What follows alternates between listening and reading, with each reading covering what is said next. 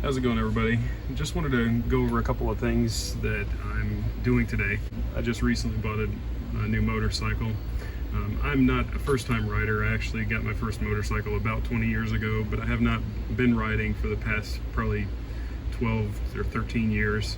I've had a couple of bikes in between for just a short period of time, but it's been a while since I've had a regular bike that I'm going to be riding all the time. So, all this to be said, that I'm going to get my permit today, and I do live in Kentucky, and I wanted to show some people that there are definitely free ways of getting prepared for the permit test. And this is a website that I have found that is very, very useful. Now I'm going today to get my test, so I guess it remains to be seen if I'll make sure I pass it or not. But I have seen some paid versions of this, but this is a totally free practice test that you can do. And again, they probably have this for other states as well. Again, I live in Kentucky, but this website called permit.bike/Kentucky-motorcycle-permit-test will have 4 different tests. So when you go to it, it looks like it's this up at the top. It says permit.bike. Then it says Kentucky Motorcycle Permit Test. You scroll down just a little bit, and there are 4 different tests that you can take. When you click on each one of these, sometimes an ad will pop up. You just got to clear that off, but then you just kind of go through one by one. So you can see I clicked on test number 1, and you just scroll down a little bit, and that's where the quiz actually begins. And it says, the very first one says, your tachometer is used to show you, and then you just select the right one. It'll automatically show a check mark if you got it right, or an X if you got it wrong. But then you just click next, and then you just kind of go through and answer all these questions. It'll tell you how many you got wrong at the end, how many you got right, and it'll show you the right answers so you can review it. I've gone through it a couple of times myself. I've gotten at least a 90% on all of the quizzes the first time around, and taking them a second time, I got 30 out of 30 on each one. I have a Kentucky CDL because I'm a school bus driver as well, and I wasn't sure exactly of all of the documents that I need to bring.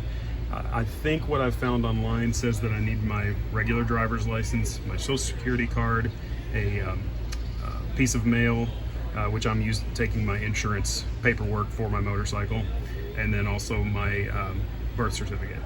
So I'm on my way to the testing facility to get my motorcycle permit.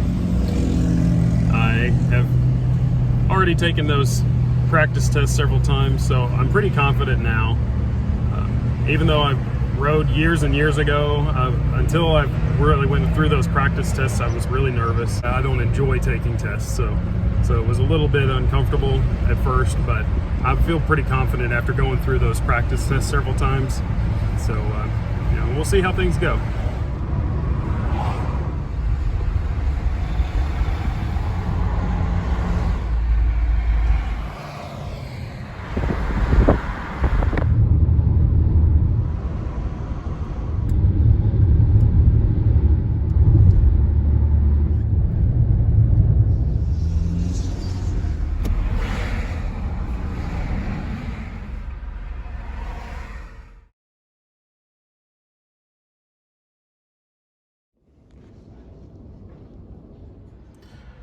All right, so just a couple of things. I just went in, got my permit test taken, and I did pass. There are 30 questions total on the test, and once you get 80%, the test stops. So I got through 26 of the questions. I did miss 2 of them.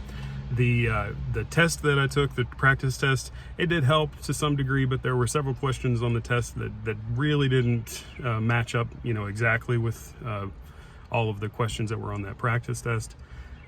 But I still think it's just a good resource to check out. There may be other ones that you pay for that give you a little bit more details and a little bit more in line directly with the test, but it did work. I'm a Kentucky resident. I've lived here my entire life. I currently have a CDL, and I do I've lived at the same address. All that stuff was accurate on my driver's license. So when I went in to get my permit test for my motorcycle, I did not have to have my social security card, my birth certificate, or any of that other stuff. All I had to show was my current driver's license. So that may change in the future, so don't use this as gospel. But if it's any time in the future, you know, in general, I think if you're a current Kentucky resident, you have a driver's license already, and you're just getting a motorcycle permit, then you should be good with just bringing in your current driver's license. Now, that being said, I would go ahead and bring everything that's required anyways, just in case, but that's all they asked of me today. Anyway, well, thanks for watching.